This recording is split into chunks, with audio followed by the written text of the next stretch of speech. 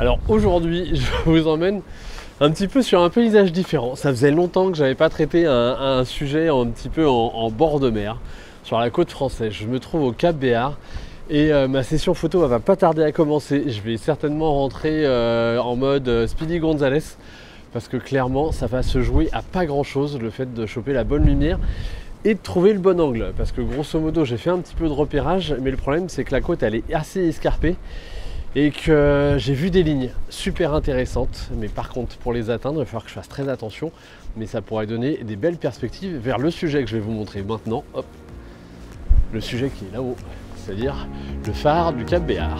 Bienvenue dans ce nouveau vlog et bienvenue dans cette nouvelle aventure.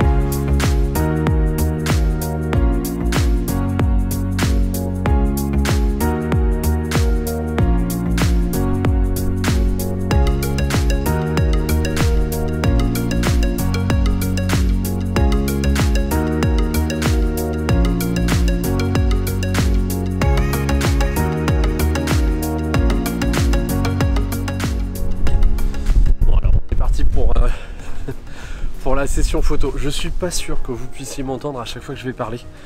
On va voir ce que ça donne. Le truc c'est que là le ciel il commence à prendre une bonne tournure. Donc je me doutais que ça allait être une session un petit peu, je dirais pas rock'n'roll, mais très rapide. Voilà. Parce que là clairement, tiens, je vais grimper là. Là clairement, je vais chasser les dernières lueurs du soleil, sachant qu'ensuite il va passer derrière les nuages, il va les accrocher et avec un peu de chance on va avoir de très belles couleurs.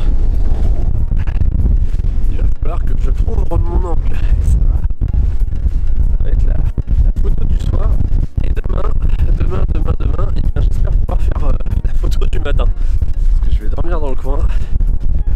Logiquement j'aimerais peut-être avoir un beau lever de soleil. En tout cas là il y a une belle couverture nuageuse voilà, derrière. Ça c'est super intéressant. Première photo, un petit peu de focus taking parce que j'ai un premier plan qui est juste splendide. Je vous montre. Désolé, il y a vraiment du vent et ça remue beaucoup.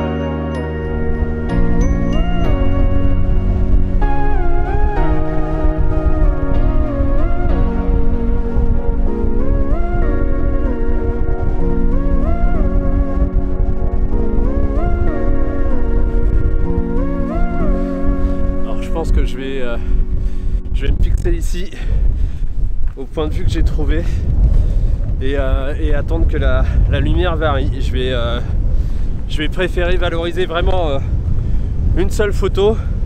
Les autres que j'ai fait c'était de l'échauffement, c'était déjà bien, en espérant que le ciel vraiment reste de mon côté, qu'à un moment la magie apparaisse, et comme ça me permettra vraiment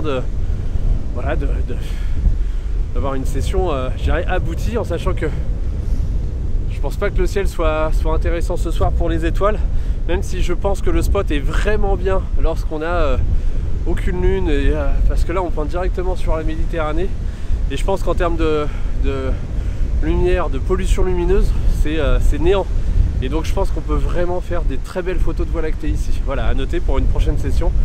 Et sinon de toute façon moi je vais dormir dans le coin, ce qui fait que demain matin avec un peu de chance je ferai le lever de soleil et il sera merveilleux. Voilà, en tout cas je vous montre un peu mon cadrage.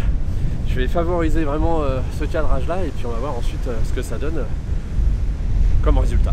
Alors au niveau technique, je vais essayer de parler fort pour que vous puissiez m'entendre. Au niveau technique du focus taking, parce que j'ai un premier plan avec une roche avec vraiment une espèce de ligne blanche qui est assez intéressante.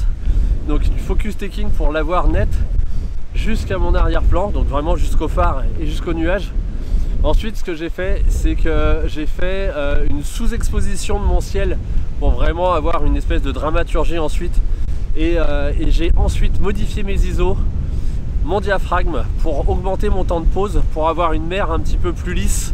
Parce que moi, toutes les vaguelettes immortalisées et figées, c'est pas vraiment mon truc. Et là, en fait, on a l'avantage d'avoir un rocher dans l'eau où l'eau vient le submerger et ensuite elle se retire, et ce qui fait que ça fait plein de petites coulées comme des micro cascades, et ça c'est super intéressant. Ce qui fait qu'au final je vais vraiment assembler mes images dans Photoshop et récupérer les zones qui m'intéressent le plus. Donc déjà je vais partir sur un focus taking des images de base avec les mises au point. Ensuite par dessus ça, une fois que mon focus taking il sera fait, je vais rajouter ma photo avec la version de la mer qui m'intéresse le plus. Et ensuite par dessus ça, je vais rajouter la version avec le ciel qui m'intéresse le plus pour faire de la fusion de calque. Et logiquement je devrais aboutir à une image assez particulière. Là vraiment on l'a construit l'image, on l'imagine. Ça va pas réellement refléter la réalité, on est proche de la réalité, mais on va juste accentuer certains traits de caractère. C'est des prises de parti, voilà, artistiques. Et ça permet vraiment de créer vraiment une image vraiment unique. Voilà, je vous montre le résultat. Moi je vais m'attarder là, même si je m'interroge à repartir là-bas.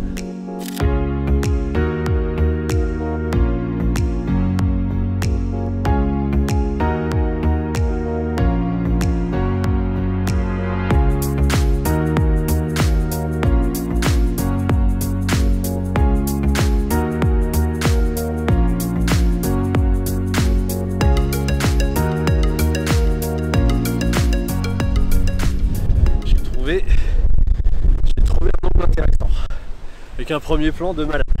Donc le tout ça va être d'immortaliser ça, d'y arriver. Bon alors un point de vue super intéressant, la lumière est en train de descendre.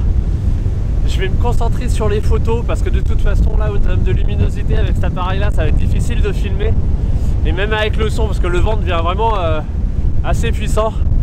Et je vais essayer, le phare s'allume, je vais me concentrer là-dessus. Et je vous montre le résultat et ensuite on enchaînera sur la session de demain matin.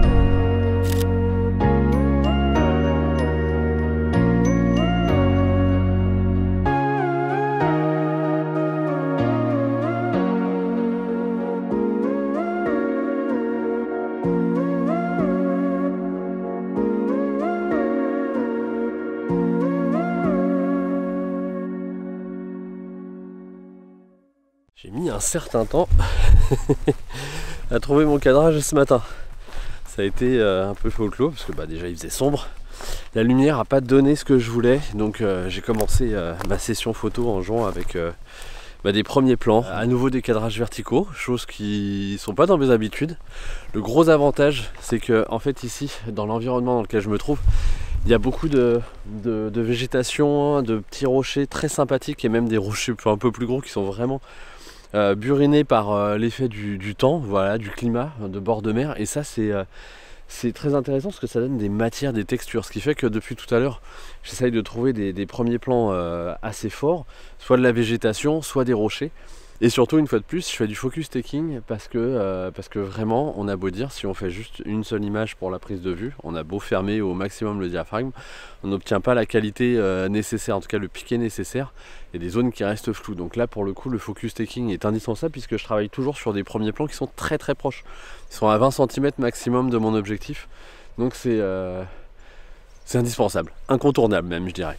Là, je vais vous emmener à mon dernier cadrage que je trouve super intéressant parce qu'en fait, j'ai réussi à construire une ligne de force avec des rochers qui sont devant moi. Par contre, l'accès, il est un petit peu rock'n'roll. Alors là, ce que je vous parlais, c'est que vous voyez cette première ligne de roche, eh bien, elle me sert un petit peu de ligne conductrice.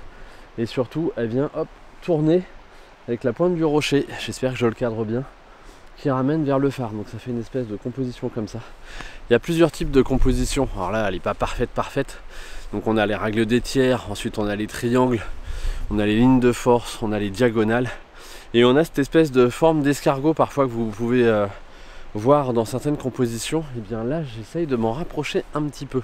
Alors là, en fait, ce qui se passe, c'est que je suis au 17 mm sur un plein format. L'objectif avec lequel je filme, c'est un 10 mm sur un APS-C. Et grosso modo, je me rends compte que le cadrage, un petit peu plus large, est bien intéressant. Moi, j'ai pas assez de recul avec mon plein format pour pouvoir faire la prise de vue. Donc là, je vais me servir de l'APS-C pour faire cette prochaine photo. Je vais vous montrer les deux. Celle du plein format, celle de l'APS-C, un 17 mm, un 10 mm. Et vous allez voir que quand même, ça change pas mal les choses.